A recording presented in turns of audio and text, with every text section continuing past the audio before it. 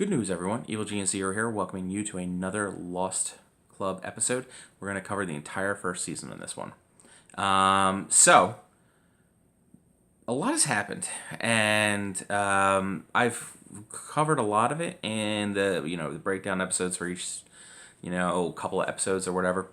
But there's a lot of stuff I've glanced or glossed over and or completely omitted from my conversations, and that's not what this is about. This is about, discussing this like you would a friend or whatever. And just having somebody to,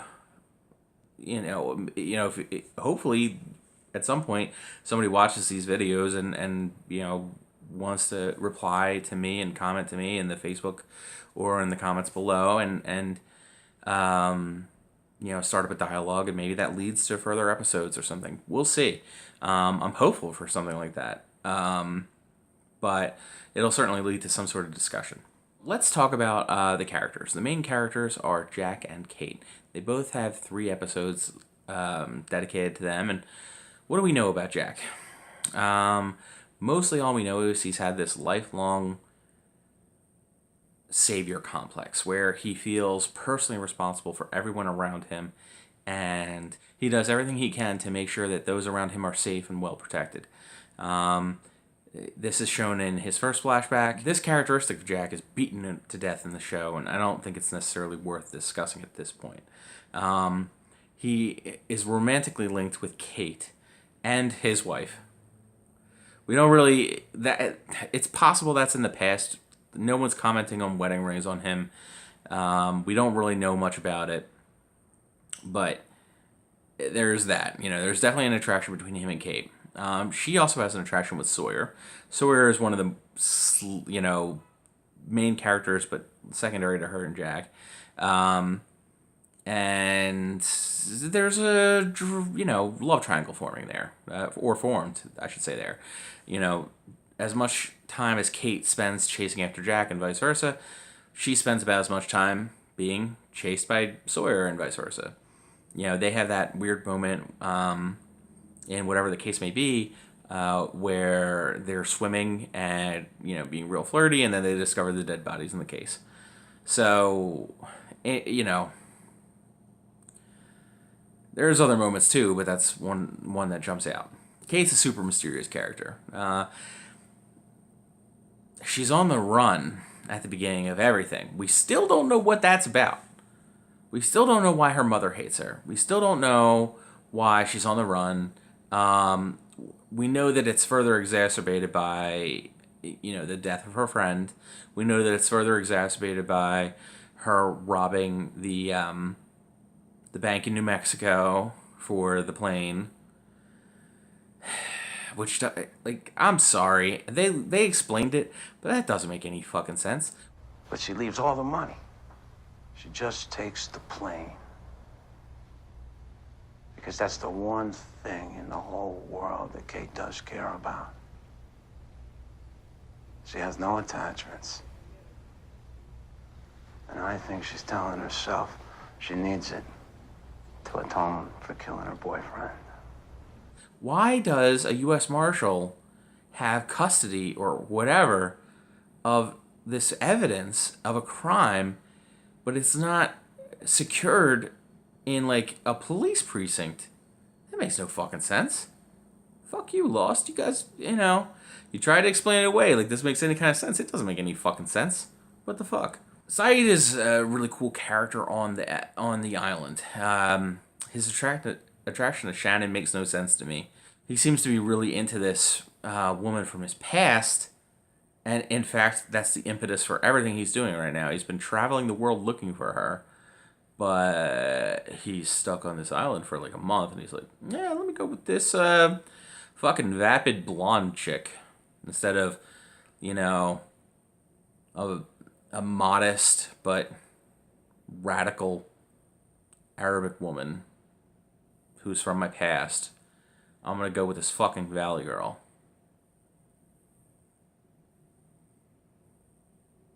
Don't think so, guys. Don't think so at all. So that's weird to me. But other than that, I really enjoy him as a character. He's pretty badass. He seems to be a very positive character, in that, he's focused on doing good for everybody. And he also can do really fucked up things. He tortures Sawyer really quickly, really easily, for no reason. Sawyer. I get that, like, nobody wants to be the bad guy that bad. I get that there are probably people who don't mind it, looking mysterious and looking roguish or whatever. But at the same point, like, you pull out the fucking pencils and you're gonna shove them under my fingernails, and I don't even have the asthma medication. Oh man, I'm singing. I'm singing like a fucking canary. Guys, I'm sorry. I played this up a little bit. I want to be mysterious so I could get some Kate ass or whatever. But guys, I don't have it. I don't have the case. I don't have anything. Whatever. One thing that I don't want to gloss over is that Sawyer is the victim of domestic abuse, domestic murder. In fact, I mean, his mom is murdered by his dad, and he almost was. He got lucky in his own way. I mean, horribly, horribly fucked up, but lucky in that he survived that. It's clear that Sun and Jin are also in a an abusive relationship with each other. He is oppressive with her. Even on the island, he tries to control her behavior, tries to control who she talks to or communicates with in any kind of way, and also tries to control how dressed she is. I mean, he expects for her to be very, very conservatively dressed, even though they're in like 90 plus degree weather with torrential downpours constantly and the sun beating down on them on the beach. Yep. But she needs to be fully fucking covered. She can't even take a fucking bath or whatever. So he is oppressive to her psychologically and emotionally and all those kinds of things. But at the same point, and he also does not communicate very well with her throughout the season. But at the same point, like, she is definitely violent towards him more than once, and she's violent towards other people. It's just strange. And the reason I guess I don't like it is that it doesn't seem very well fleshed out. And while, I don't know, I'm sure not every relationship like that is violent on both sides. That seems to be the most common type of relationship that would be violent on both sides, and we haven't seen him hit her yet, though she does react in a fearful way towards him after she's already escalated it to violence at least once. So, I don't know.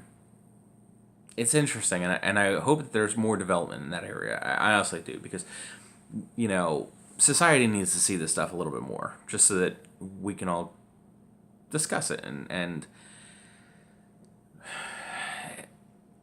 if it's in the shadows, we're not doing that. Charlie, I don't really have too much to say about him. He seems pretty straightforward. He's, he's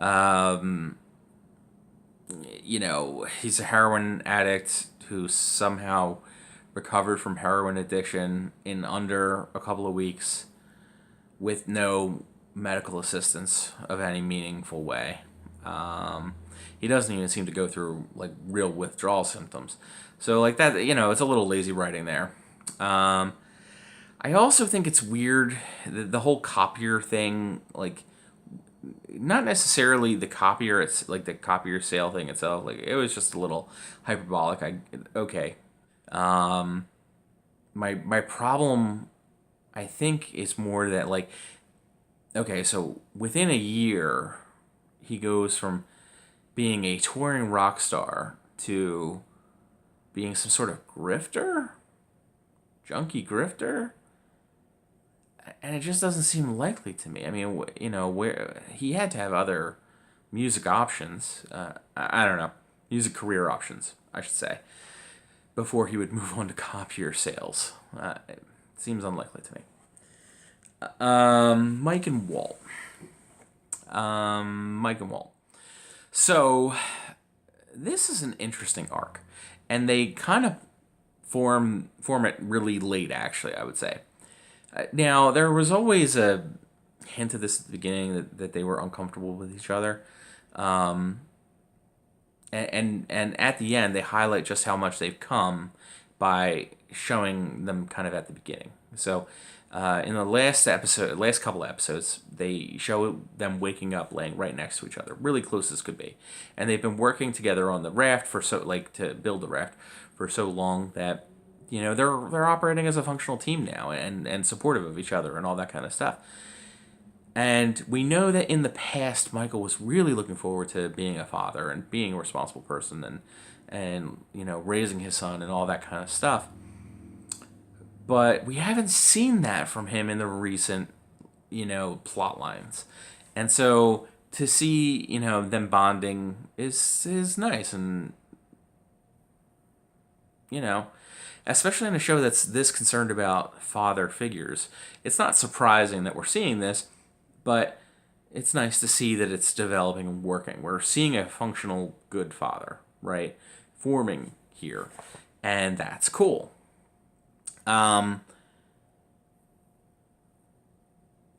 We do also see that he was trying not to do that, and it doesn't really fit with his earlier pattern of trying to assume, trying to maintain his relationship with Walt.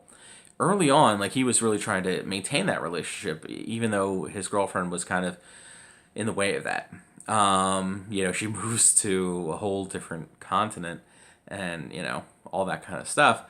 And he's trying to maintain that relationship, but he's not able to do it. But highlight that with where he is now, and he loves Walt. And when Walt is kidnapped from him, I imagine that's going to hit him in a very big and personal way. We're gonna see that next year, I think, or sorry, next season. Hurley, I like this dude. He's a good comedic relief character. He's good at relieving the tension built into the just a little pressure release valve, and it's good that that's there. I really like him as a character. I like that he thinks he's unlucky. I like that he thinks he's crazy. I like that he thinks that he kind of has the clue on something with the numbers, but we're not really sure. And he keeps looking for things. When he's just mumbling off the numbers and Kate says, "Did you say the number 23?"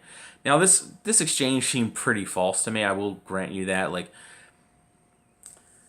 I mean, I thought I heard the number 23. Oh, well.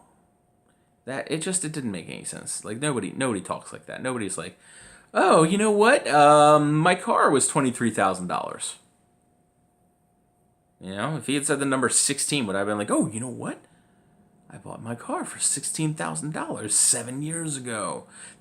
I bought my car for $16,000 8 years ago. That's two of the numbers right there." Nobody does that. Nobody does that at all. So, it felt a little false to me, but he's still looking for the fucking thing. He's still looking for this pattern. He's still looking to find the origin.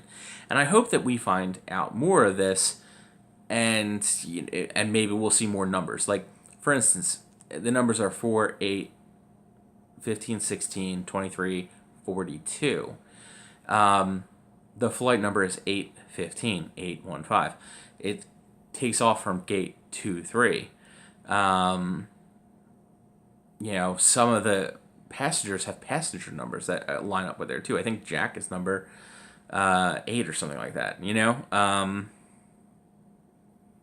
So the numbers, we're gonna see them play out more, and I just like Hurley. I think that he's a funny character. He gets a lot of cool lines, and he's listening to this music at the end of the episode, and it's just supposed to be this nice little send off for you, and his batteries die. And that, to some extent, is the impetus for what happens in the next episode. At least that's his rationale for it, to say to everyone else, "Oh, well, I need new batteries for my headphones." It's not about that for him, really. He's just using it as an excuse.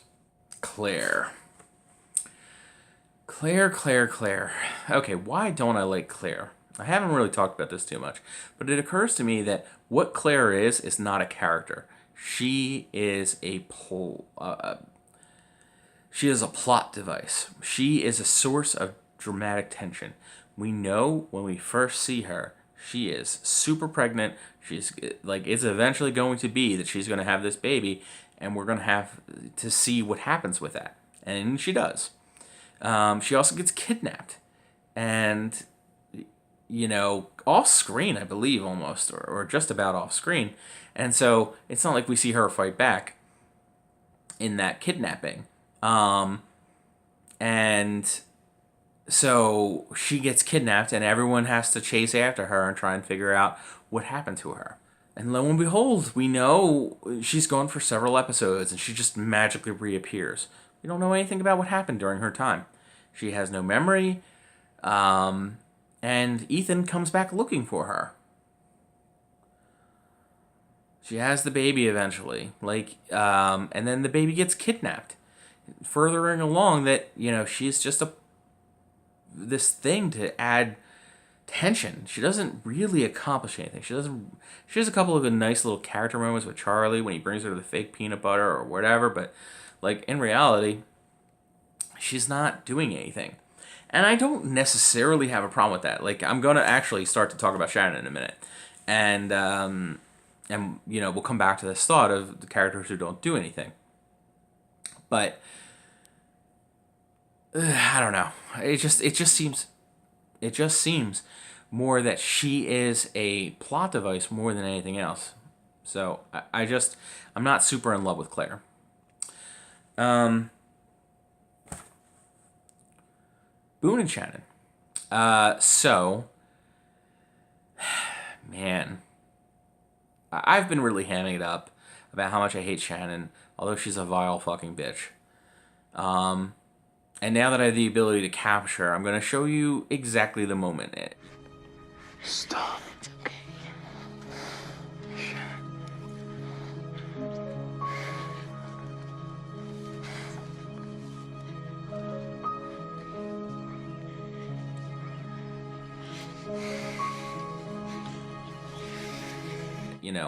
She has sex with her brother, Boone.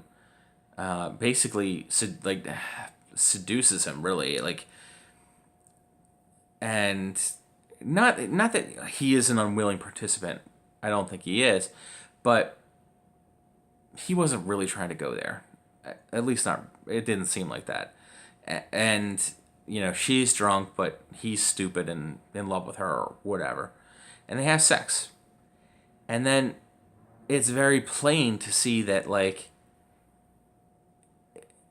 in the same scene almost, she gets dressed, sits on the couch, and waits for him to wake up, and is like, all right, dude, you ready to go back to being the way we used to be? Because I'm done with this. And, you're going to continue to take care of me. And then we see that kind of trend continuing, both in her scenes in Exodus, when she's in the airport, and, on the island at first, too. I don't like her as a person, as a character. However, her being on the show is fucking awesome. And the reason for that is she really does almost nothing to help anybody. And that's how people would be in this type of situation. You almost never have a character who has as little to do as Shannon does. I mean, she's there, she's talking to people, she's doing things, she's fucking Sayid, she's fucking Boone, she's fucking Boone over, she confronts Locke, she's talking to Jin, and she's talking to people. I mean, she's there, but as far as the actual things to do, she's not really around for a lot of them. She translates a little bit of French, but that's really it. Goes on a hike. Everyone else is it's today's the day to hunt down the guy who kidnapped, what's her name? Today's the day to hunt down fucking Ethan because he kidnapped somebody. Today's the day to build a shower for the cave. Today's the day to build a raft. Today's the day to, whatever. And she's like, all right, well, I could fish. I could do any of these things. I'm just going to sit here and get a suntan. Because I'm Shannon. I like that she's on the show. I hate her. I like that I like hating her. She's a Cersei Lannister. See, I wouldn't even say she's Cersei Lannister, because obviously Cersei Lannister functions in that plot. But and she's not even a villain. She's just a fucking lump on the log. You know what I mean? She's just there. And again, you didn't see shit like this back in the day. This show comes from 2004, 13 years ago, guys. This is huge. She's a fucking Seinfeld character in a drama show. I love it. I fucking love it. Boone is a cool character. He's got that weird twist in that he's trying to fuck his sister the whole time, or for half the show, and then he kind of comes to his senses and is like, I'm going to let Sayid take care of this. I've got other shit to do. I'm going to follow Locke. I'm going to try and bust into the hatch. I'm going to try and climb this mountain to get into a plane. Really cool stuff. But, what are you going to do? Boone dies. And he is a red shirt. Red shirt. You ever watch Star Trek? Not really. The crew guys that would go down to the planet with the main guys, the captain and the guy with the pointy ears. They always wore red shirts, and they always got killed. Motherfuckers, he is a red shirt. He was in 20 episodes of a TV series as a main character, and he is a red shirt. And they tell you he's a red shirt in the 10th episode. You're like, oh man, I don't think so. He makes references to the red shirts. He's carrying around a red shirt. Now, he doesn't actually wear a red shirt, but he is the perfect red shirt. He is the first person to die on this of any significance. Amazing. I love that they killed him. Thank you, fucking Lost. Thank you for doing that. The way that they killed him, I didn't like it so much. It was just like, oh, Jack is gonna fucking give him 3 pints of blood now. Son is somehow some fucking medical genius all of a sudden. All these things. I didn't really like little elements of it, but the overall, he's dead and it means something to you. And he's still in some of the episodes after that. He's in Exodus and shit. I fucking love it. I fucking love it. Great. Good on you, Lost. The others. We've heard reference to them a couple of times now. We've heard the whispers in the woods, and Russo has talked about them a couple of times. The others took my baby instead of a dingo or whatever. And, that's pretty much it. At the end, there's a group of people that we're going to have to assume are part of or are the others. And they take Walt. I'm going to take that boy. That's all we really know. Ethan was maybe one of them, maybe not, but he was on the island. I don't know. Russo is interesting. She's been surviving, having not touched a person in 13, 15, 16 years? Yeah, 16 years. She hasn't touched a person in 16 years before she meets Sayid. That's crazy. That's crazy. Oh my god. The 70s Bush on that shit. Crazy. I feel bad for her. I really do. She's not looking too bad, all things considered. 16 years on her own. The setting, guys. So one of the things I think is really cool about the show is that we're tied to these perspectives, and they might not always be accurate. Locke is, everyone has their own biases and stuff like that. So, as they're floating away from the island on the raft, Michael is looking back at the island and says, how could something so big not be discovered? And we know that's not accurate, but it's true to him. It's not accurate, but for him, it's the truth. We know it's not accurate. They discovered the skeletons in the caves. The plane before them, the yellow plane that killed Boone, that one had crashed on the island some time ago. There's the hatch, which is clear and obvious signs of some sort of intelligent, modern human habitation there. We have the others with a boat. We have Ethan, who speaks English and was able to be dressed just like them, like that. He blends right in within a day or two of them crash landing. Really, really cool setting. Really mysterious and interesting.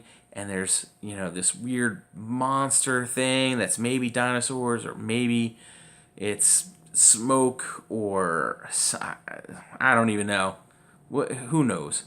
Who knows what the monster thing is? It's lifting up trees like it's fucking nothing, but then like it just kind of drags somebody across the dirt.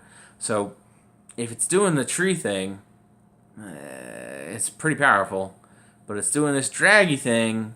So maybe it isn't trying to hurt him when he's doing that. Maybe Locke was right about that. Who knows? There's no way to know. There's no way to know with this monster. This show lives and dies in its little moments. In the flashback for Walt, he's sitting there and he's bored and he's trying to get his parents' attention, and they're just like talking about this illness that she has. And he's like, "Someone pay attention to me!" And a bird crashes into the window and dies. Right? And we're left to think that maybe he did that somehow. Maybe he somehow summoned the bird, or maybe he's even the reason his mom is sick and dies. We don't know. And it's super interesting. It's a little moment, but it leads us to believe that, there's this broader thing. Also, in the context of that, like, he's trying to learn how to throw knives, and he picks that shit up like you wouldn't believe it. He throws this thing with laser precision on his, third try. Everyone's impressed by it except for his dad. And, there's also the fact that he's seeing things and reading things and aware of things that might happen later on. So he touches Locke and he says, "Don't open it," in reference to the hatch. And that's actually the reason that he wants off the island then. Up until then, he was all about staying on the island. He didn't want Michael to leave. He was trying to talk him into staying. And then he touches Locke, learns about the hatch that way somehow, and is like, "I'm out. Fuck this shit." So what's going on with the hatch? I want to know what's going on there. Another moment, is the moment with Jack and Sawyer when he basically gets them to admit to fucking prostitutes and having STDs in front of Kate. And it's really just, he needs eyeglasses. And Saeed makes him eyeglasses out of two melted pears. There are a bunch of great moments for Hurley, as for instance, the when he's trying to get into the mental institution to talk to his friend Lenny, and he encounters the guy trying to install a light bulb, and he's like, "Dude, that can wait a couple of minutes!" Because he's just ran into so many, horrific accidents recently that he thinks that anyone around him is, gonna suffer one. It's just, I like it. Neat little character moment. The heart of the matter. John Locke versus Jack Shephard. Man of faith, man of science and reason. This is the major conflict that's happening in this season, and honestly, I think the show is definitely geared towards the faith element. It pays off that way, John Locke has a vision. Jack has a vision, for that matter. And those visions, tend to be helpful and or accurate. And if that isn't a sign that we're living in a supernatural world in Lost, I don't know what else is. And so the world is geared towards Locke's perspective. He believes in fate. He believes in destiny. He believes in a purpose and a reason. Whereas, you know, we're led to believe that Jack doesn't. And, I do think it's a little unfair to have this dichotomy in a world that is clearly supernatural. But, hey, the world isn't always fair, right? I really like this dichotomy because I'm an atheist. I try to think of myself as a skeptic and a man of reason. I'm constantly bombarded with problems as a result of that. People doubt your intentions. People use bad reasoning to make their decisions or to apply to your own decisions that you make or whatever. And people make bad arguments and those kinds of things. I like that. I like that this is being presented. Maybe it's presented in a world that's not fair for that perspective, but it at least is a representation of that constant struggle that some of us go through. And I'm sure on the other end that people are constantly struggling with, rationalists like myself. So Lost is a huge, huge show. It bites off a lot. And maybe more than it can chew, but it's important to be ambitious. I like that it's an ambitious show, and I hope that you guys like that too. This is going to be my last video for a while on Lost. I'm going to take some time off and watch some other TV shows and other movies, and I'll come back to it. I'm thinking late August, early September, I'll start making new episodes. And I think that they will be, shorter. I'm going to try and keep them short and keep to a similar pattern to what I ended up with here, where I talk about 2 episodes, like 2 episodes of Lost for every episode of my TV show. And I'll do 1 or 2 episodes a week, hopefully Tuesday, Thursday patterned. And that's pretty much it. I hope you guys are enjoying this series. I hope you guys are enjoying my series. And I would love for you guys to comment below and to hit me up on Facebook and ask your questions. All right? So I will see you back in Lost Club in late August.